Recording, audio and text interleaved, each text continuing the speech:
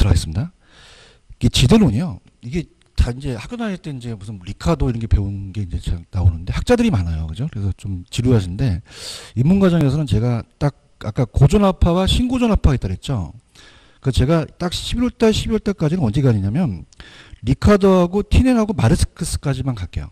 왜냐면 이제 더 나가면은 여러분들이 이제 지대론에서만 나가거든요. 어차피 제가 요거 끝나면은 이제 시장론이 다음에 정책론이에요. 그래서 우리가 이 아까 고전압파와 신고전압파 아시죠? 그죠? 그러니까 얘네들이 이제 왔고만 아시고 이 도시에 대한 내부 구조는 이제 들어가는 순서로 이제 들어가도록 하겠습니다. 그러니까 마음을 편하게 가지시고 농사를 져요. 농경지의 지대론이거든요. 농경지의 지대론이다 보니까 이제 아까 제가 잠시 고전압파와 신고전압파가 있다고 말씀드렸죠. 그래서 고전압파와 신고전압파가 좀 갈려요. 그래서 고전압파는 지대를 잉여로 보자. 불로소득이다. 그래서 우리가 곡물 가격이 높기 때문에 지대가 높다. 곡물 가격이 지대를 결정한다. 그래서 이렇게 이제 보시고요. 그 다음에 아까 신고전압파는 어땠어요? 신고전압파는 비용으로 봤죠. 그래서 땅값이 비싸니까 곡물 가격도 비싸다. 그래서 지대라는 거는 항상 요소 비용이다. 생산 요소. 이게 생산 요소예요. 생산 요소의 비용으로 보자. 그래서 땅값이 비싸서 자, 그럼 어떻게 농지가 택지로 바뀌면 그냥요 땅의 가격이 올라가요. 올라가면 건설회사가 분양가를 올리거든요.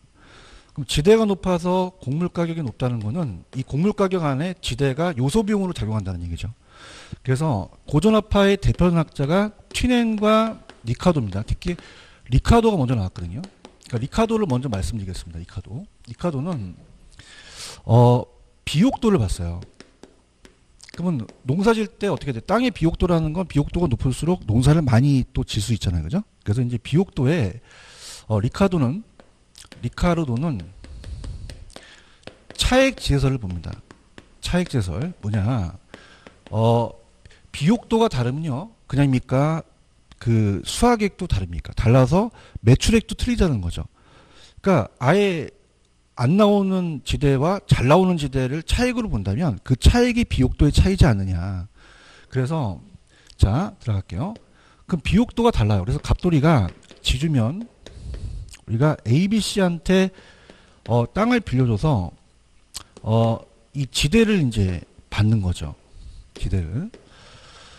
자 그렇다면은 어떻습니까? 이 지대라는 것은 토지의 임대료예요.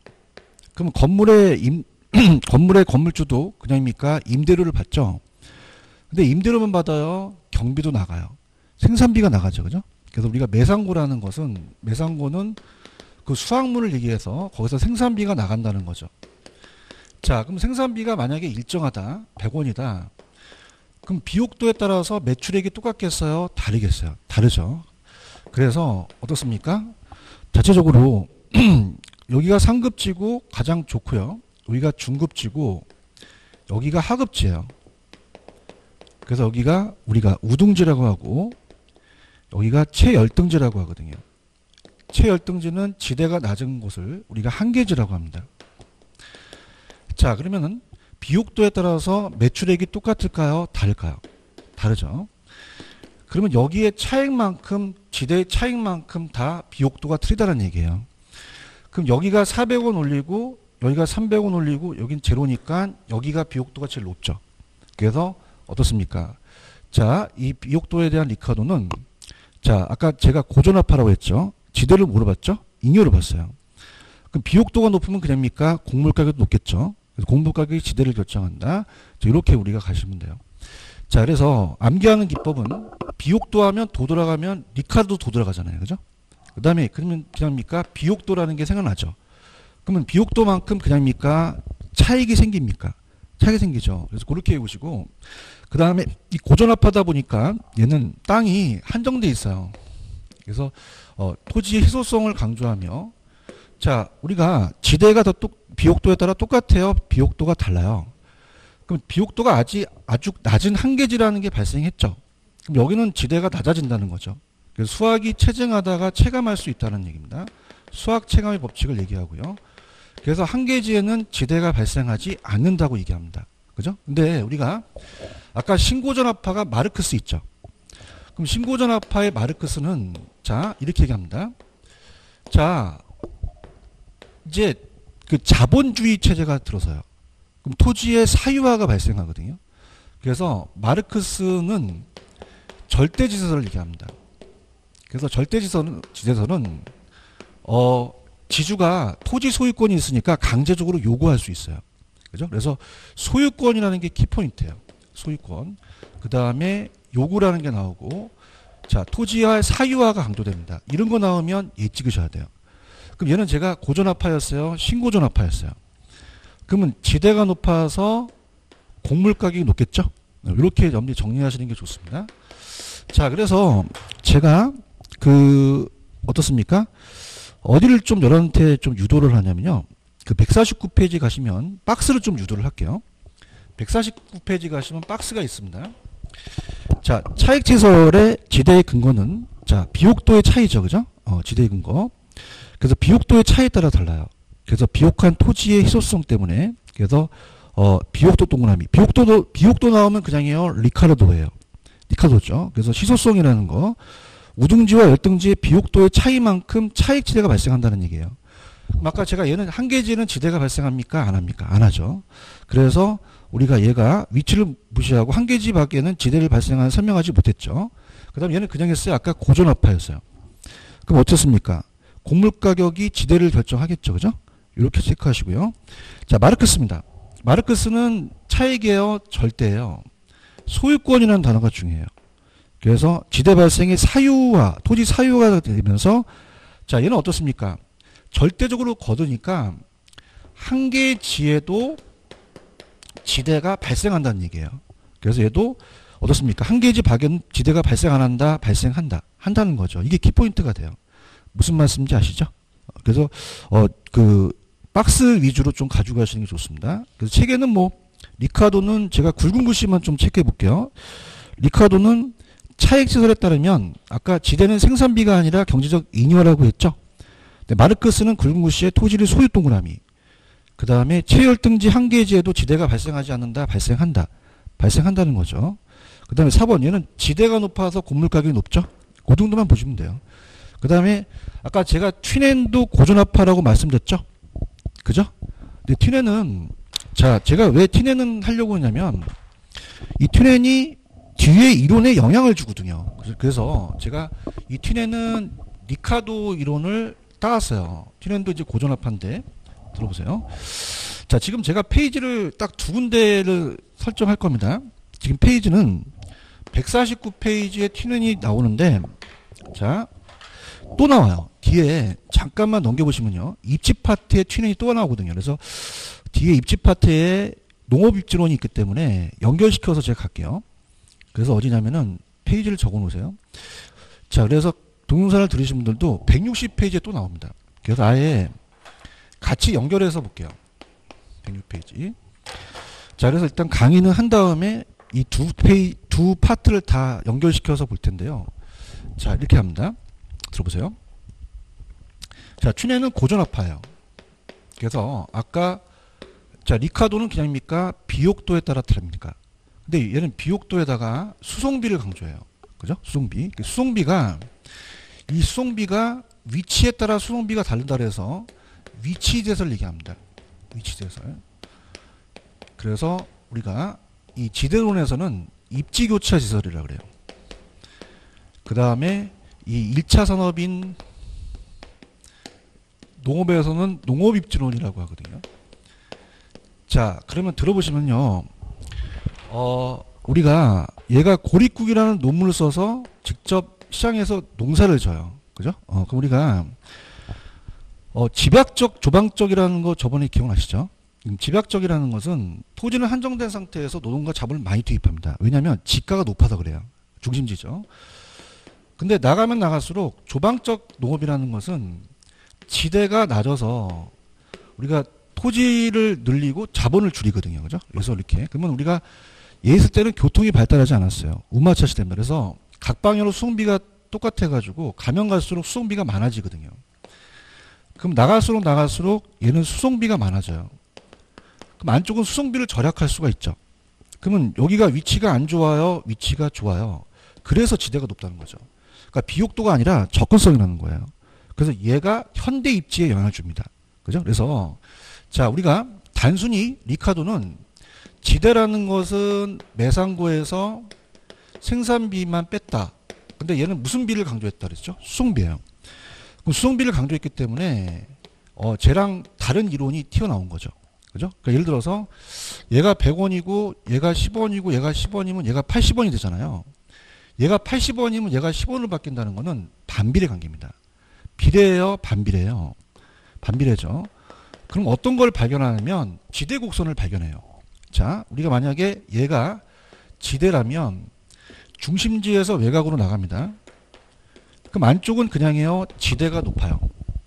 나갈수록 수송비가 많이 들어가죠. 그러니까 우리가 왜 수요 곡선이 우하향하는 곡선이 됐죠. 그래서 지대 곡선도 우하향하는 곡선이 돼버려요. 그래서 한계지대 곡선이라고 하는데, 그럼 나갈수록 지대가 낮아진다는 겁니다. 근데 중요한 거는 집약적인 게 그냥입니까? 중심지 안쪽에 있습니까? 안쪽에 있고 가파르고 외곽이 좀 완만하죠. 그래서 이게 집약농업이고 이게 조방농업이어서 입지가 교차하면서 안쪽이 집약, 나가서 조방이라는 얘기예요. 무슨 얘기인지 아시겠죠? 그죠? 그러니까 무슨 말이냐? 집약적인 곳은 그냥입니까? 지대가 비쌉니까? 그죠? 그럼 부가가치가 낮은 걸 재배해야 돼요? 높은 걸 재배해야 돼요?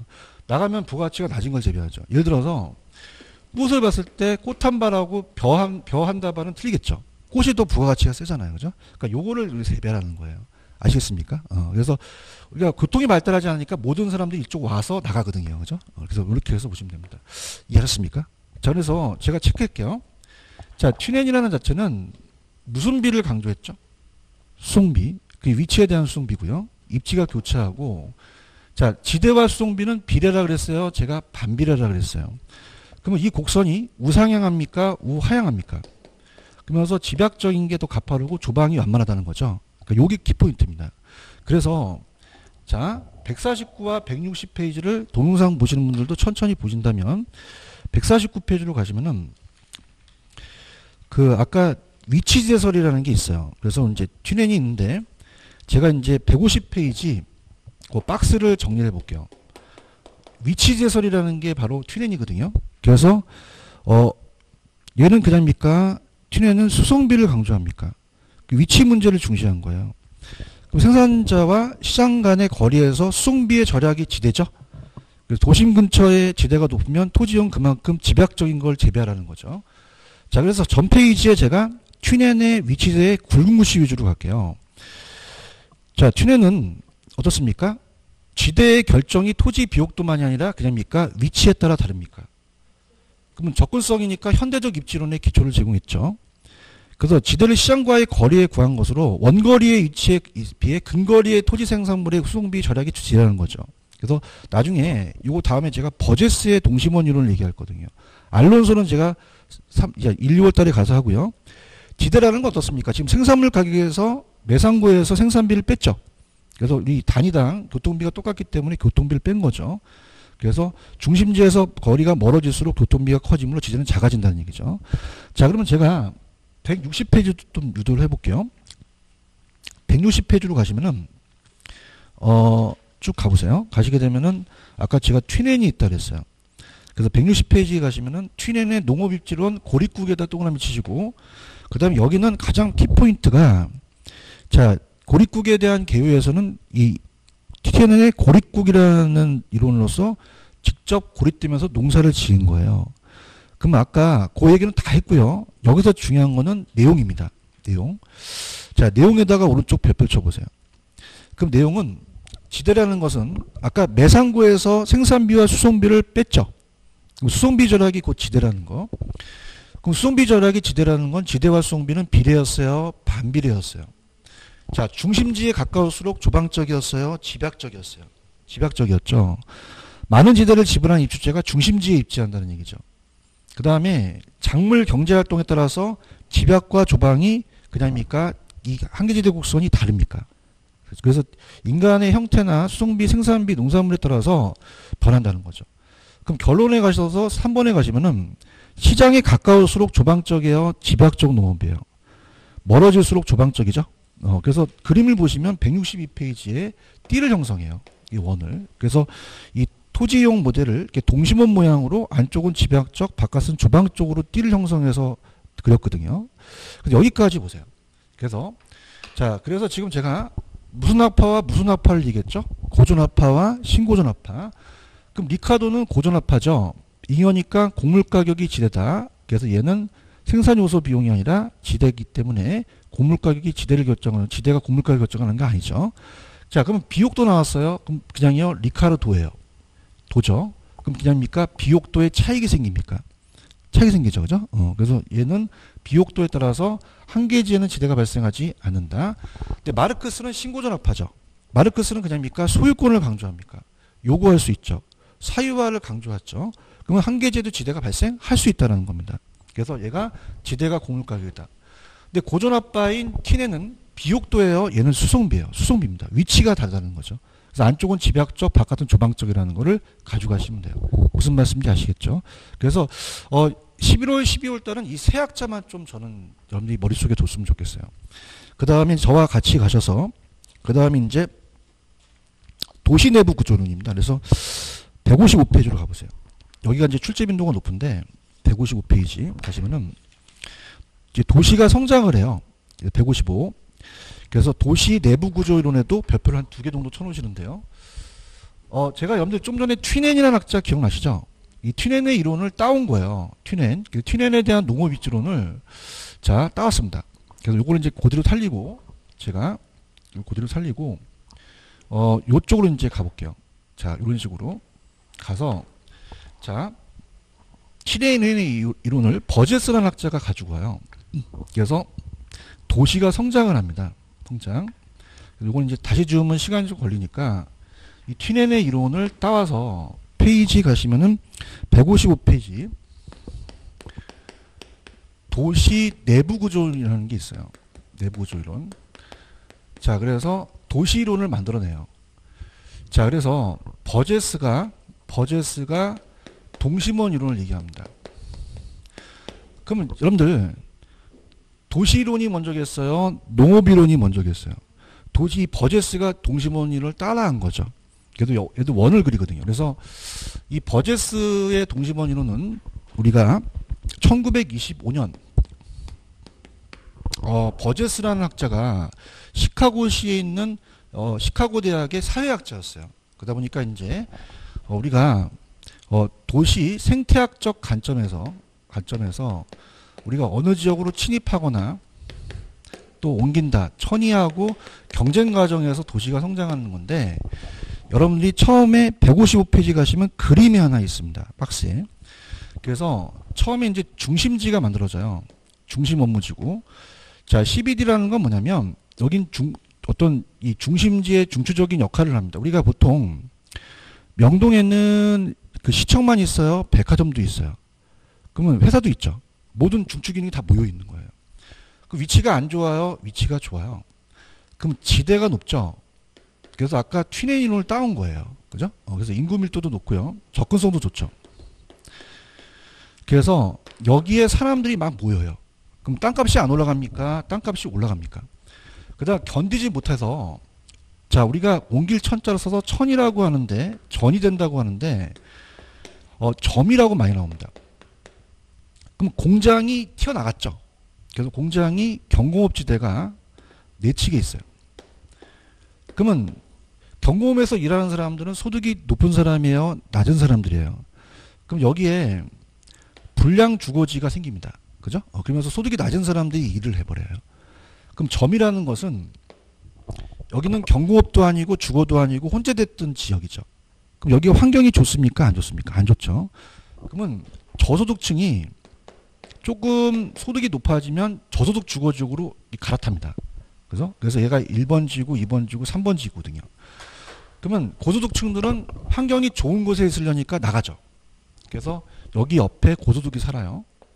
그 다음에 이제 통분자지대라는 것은 자, 땅값이 비싸니까 그냥입니까? 외곽으로 나갑니까?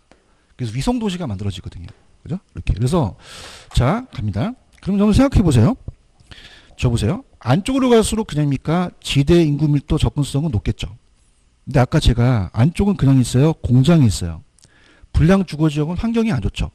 그래서 안쪽으로 갈수록 범죄, 빈곤, 질병 같은 도시 문제는 더 발생할 수도 있다는 얘기입니다. 아시겠습니까? 그래서 얘는 누구 이론을 따왔죠? 튀넨이죠. 그래서 자 155페이지 갑니다. 자 동시원 버제스 동그라미 치시고요. 그 다음에 세 번째 줄에 동심원 모델은 누구 이론을 따왔죠? 튀넨의 고립군을 도시성장에 응용했다는 단어가 있죠. 그 다음에 도시 생태학적 관점이라는 거, 친입 경쟁 천위 과정이라는 거. 그래서 중심, 점이, 근로자, 중상층, 통근자. 이 근로자가 저소득이라고 나와요. 그죠? 넘겨볼게요. 자, 근데 이제 그 이론을 좀 발전시킨 게, 자, 우리가, 버제스, 호이트인데요. 일단 156페이지에서 저자분께서 내용에 점이지대는 중심 업무지구와 저소득 사이에 있다고 나와 있습니다. 자, 할게요. 점이는요, 아까 여기는 공장하고 불량주거가 했으니까 저소득이 있겠죠? 그래서 점이는 중심지와 저소득 사이에 있다라는 거거든요. 그 다음에 아까 구름구씨, 동심원의 설에 의하면 중심지에서 멀어질수록 어떻게 돼요? 환경이 좋아지죠. 그죠? 범죄, 빈곤, 질병이 오히려 적어질 수도 있다는 겁니다. 그죠? 근데 아까 제가 튀넨이 살던 때는 교통이 발달하지 않았다 그랬죠. 그걸 받아들였어요. 그럼 도시가요. 여러분 저도 차를 갖고 왔는데 여러분 각 방으로 교통이 똑같습니까? 교통이 다를 수도 있습니까? 그걸 비판한 게 선형 호이트예요. 그래서 142개 도시를 만들면서 교통에 따라서 지대가 형성된다는 거죠. 자, 그래서 우리가 선형 이론이라는 게 나옵니다. 선형 들어갑니다. 자, 그래서 이 다음에 그 선형이라는 게 나와요. 그래서 1939년 자 호이트의 선형이론이라는 게 나옵니다. 선형이론. 자, 이게 나온다는 건 이제 이 선자가 부채선자거든요. 자, 그래서 부채꼴 모양으로 뻗어나간다는 거예요.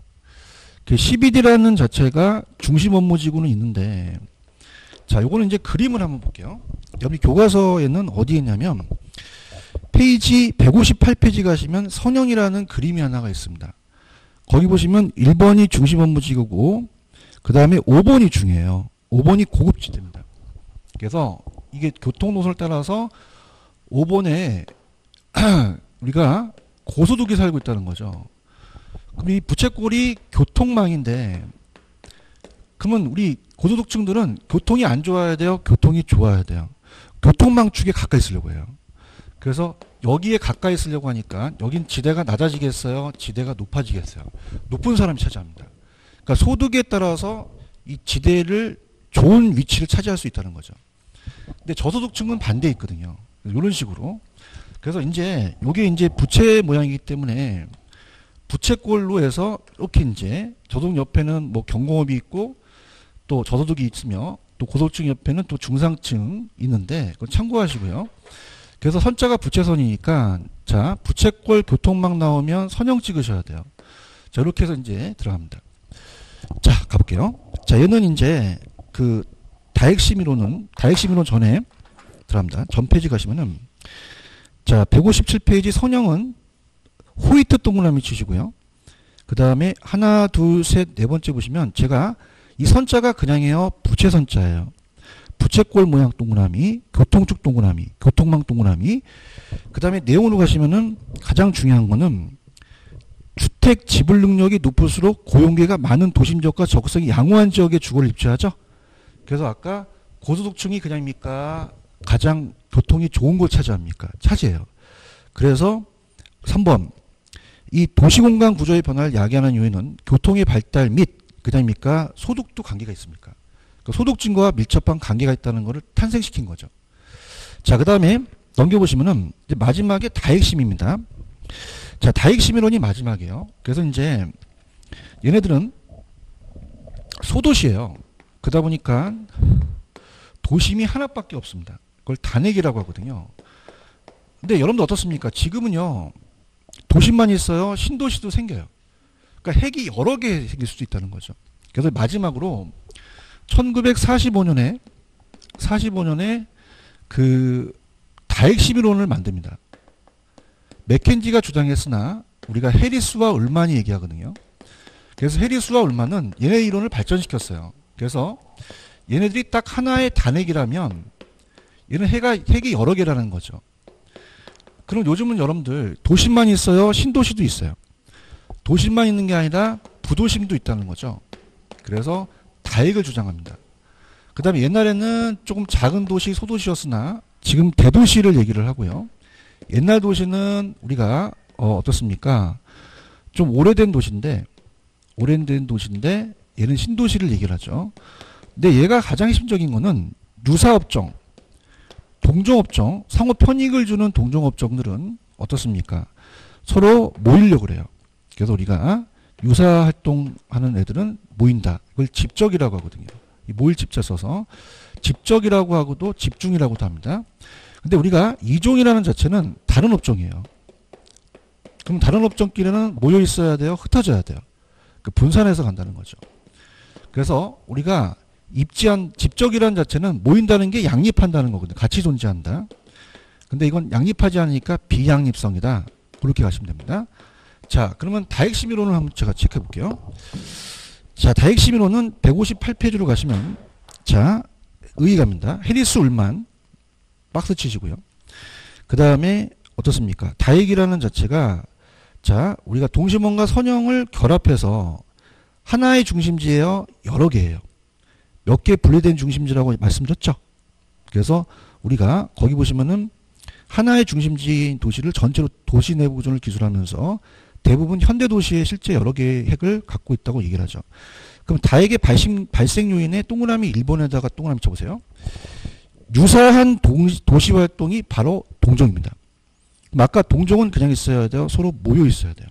집적이죠. 그죠? 그래서 상호 편익을 주는 소묘업종들은 흩어지는 게 나아요? 뭉쳐 입자는 게 낫죠?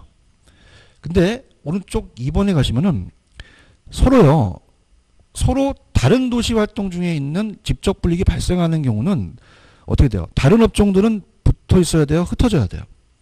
여러분들 우리가 생각해 보세요. 충돌이 발생할 수 있다는 거죠. 그죠? 어때요? 주택과 공장은 그냥입니까? 분산해야 됩니까? 분산해야 되죠. 그래서 다른 업종끼리는 흩어져야 된다는 거예요. 그래서 그렇게 입지적 양립이라는 자체가 같이 존재하는데 같이 존재할 수가 없다는 얘기죠. 그래서 그렇게 보시면 되고요. 그 다음에 우리가 3번 같은 경우는 뭐 한번 읽어보시고, 자, 4번은 어떻습니까? 우리가 그 토지는 지대의 지불 능력에 따라서 위치가 다 틀릴 수도 있죠. 그 토지의 이용상 도시 구조는 다핵화가 된다는 거죠. 그래서 이제 그 다핵심의론을 보시게 되면 1번이 CBD가 중심 업무지구가 명동이라면 7번이 강남이 또 생겼죠. 그 부도심이 또 생겼다는 얘기죠. 그럼 핵이 하나예요? 여러 개예요? 여러 개죠. 그렇게 해서 여러분들 보시면 됩니다. 아시겠죠? 다시 한번 복습해 볼게요. 자, 제가 튀네네를 연결시켰죠. 튀네는 그냥입니까? 수송비를 강조합니까? 접근성을 강조한 거죠. 그러니까 위치가 중요한 거죠. 그죠? 그러면서 이 버제스가 이 동심원을 따라온 거예요. 그래서 버제스가 동심원에서 생태학적 관점에서 친익 경쟁 천이로서 도시가 성장을 하죠. 그럼 안쪽일수록 그냥입니까? 지대 인구 밀도 접근성이 좋습니까? 좋죠. 근데 여기에 점이라는 곳에 공장이 있으니까 환경이 좋아요? 안 좋아요? 그럼 일로 갈수록 접근성은 좋지만 범죄, 빈곤, 질병 문제는 많이 발생한다는 겁니다. 그래서 이 점이라는 거는 중심지와 저도독 사이에 있죠. 그죠? 그럼 저도독은 어떻게 됩니까? 이 중심지로 가까이 있지 않죠. 왜냐하면 도심일수록 고용기회가 많잖아요. 그래서 우리가 접근성이 양호한 곳에 입지하려고 합니다. 근데 이 선자가 그냥 있어요? 아까 부채 선자였어요. 부채꼴, 교통축, 교통망 나오면 선형이에요. 근데 고소득층들은 얘 그냥이요. 교통축에 가까이 있으려고 그래요. 그럼 지대 지분율에 따라서 지대가 형성된다는 거죠. 그죠? 그럼 어떻습니까? 얘가 있는 위치는 교통이 좋죠. 그러면 고소득층이 차지해야 된다는 겁니다. 그래서 이 교통도 중요하지만 소득과도 관련되는 거고요. 그렇지만 발달이 얘네들은 핵이 하나밖에 없었어요. 중심지가. 근데 지금은 도심만 있어요. 부도심도 있어요. 그러니까 이런 거예요. 옛날에 우리나라 6.25 전쟁 터져서 백화점이 화신백화점 하나밖에 없었죠. 근데 갑자기 그냥입니까? 강남이 생깁니까? 또 도심이 하나가 더 생긴다는 거죠. 그럼 단핵이에요? 다핵이에요? 도심이 하나입니까? 여러 개입니까? 여러 개죠. 자, 동종은 상호 편익을 주는 사람들은 모여야죠. 근데 아까 주택과 공장은 서로 그냥이에요? 달라요. 흩어져야 되죠. 그래서 얘는 양립됐다는 것은 같이 존재해야 된다는 거고요. 비양립이라는 건 같이 존재할 수 없다는 얘기죠. 아시겠죠? 그죠? 그래서 얘가 시험 문제 나올 가능성이 90%입니다. 그죠? 그래서 이거는 여러분이 11월달, 12월달에 정리를 하시는 게 좋아요. 아시겠죠? 그죠? 이렇게 하시고요. 그 다음에 이제 입지 파트로 가볼게요. 입지 파트는, 페이지로는 제가 입지 파트를 아까, 교재로는 페이지 넘겨보세요. 159페이지로 가볼게요. 159. 자, 159페이지로 가시면은 입지 파트가 나옵니다. 입지 파트. 그래서 이제 나오는데, 자, 요걸 이제 우리가 좀 설명해 볼게요. 자, 입지론에서는 문제가 한두 문제가 좀 출제가 됩니다. 아까 지대에서 하나, 도시 내부에서 하나 나오는데, 자, 입지는 제가 좀 전에 튜넨이라는 학자를 얘기했었죠. 그죠? 근데 튜넨이 농업 입지론이에요. 그죠? 산업이 있는데 들어보세요. 자, 입지 파트에 대한 문제 비중에 대한 치중은 어떻게 되냐? 들어볼게요. 자, 입지론이 문제가 나온다면은 한두 문제 나오는데요. 문제 비중은 그렇게 높지는 않아요. 들어보시면요. 입지론이라는 것은 19세기와 20세기론인데 지금 21세기를 다루기 때문에 검증이 안 됐습니다.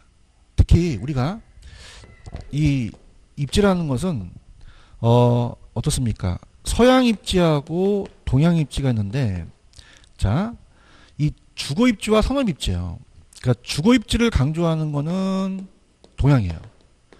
동양은 풍수지리나 명단 자리 같은 거 타시죠.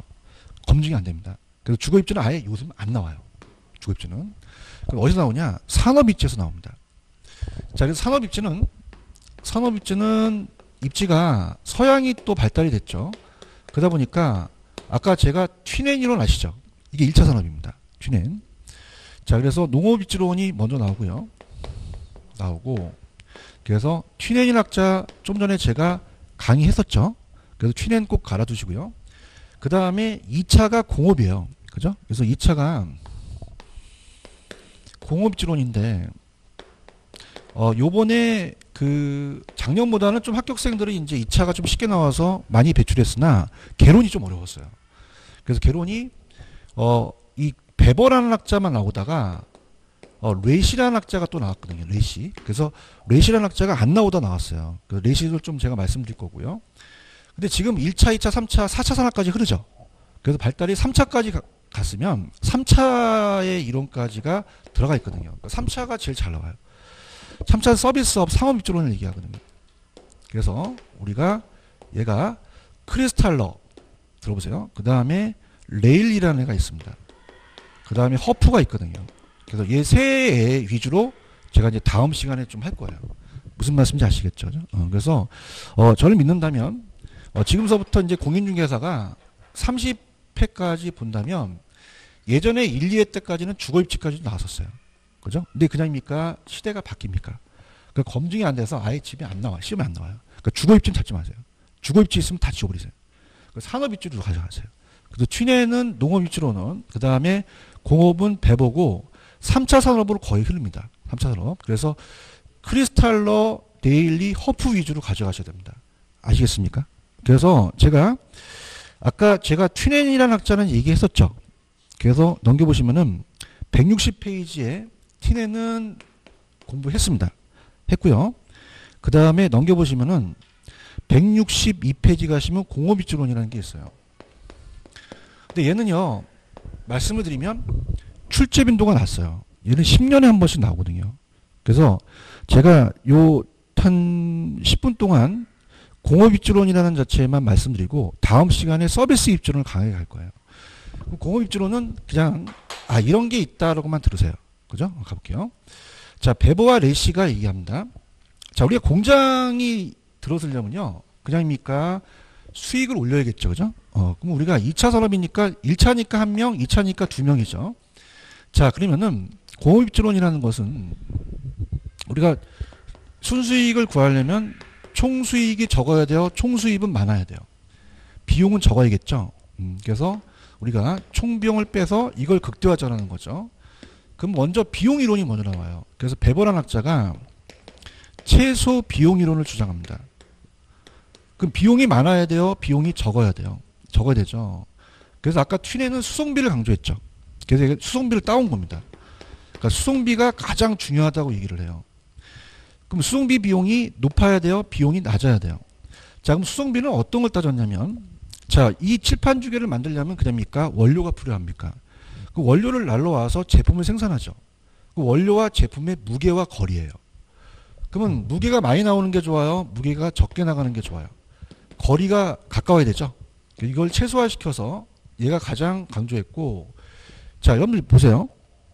요즘 뭐 좀 오래됐지만, 자, 우리가 공장을 그 중구로 옮기는 거는 그냥입니까? 인건비가 쌉니까? 그러니까 인건비로 가자는 거죠.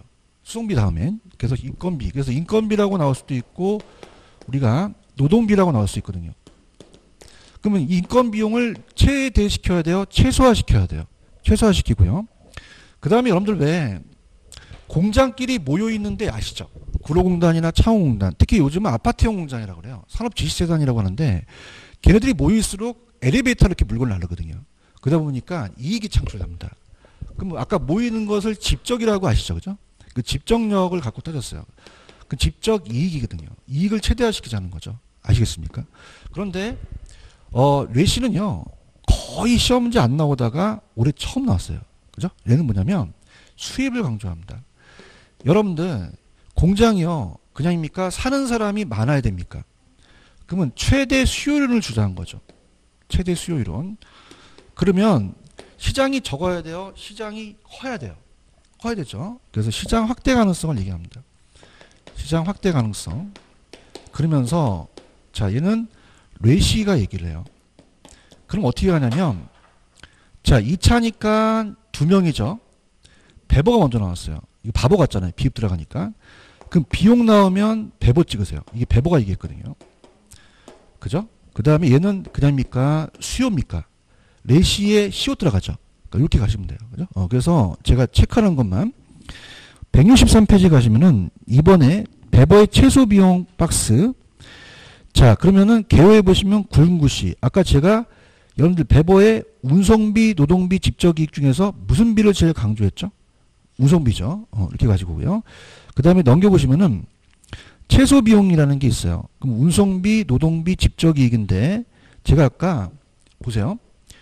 자, 수송 비용하고 인건 비용은 그냥입니까? 최소화시키는 게 좋습니까? 근데 집적이익은 최소화시켜야 돼요. 이건 최대화시켜야 돼요. 이게 나왔었어요. 그죠? 이렇게 보시고요.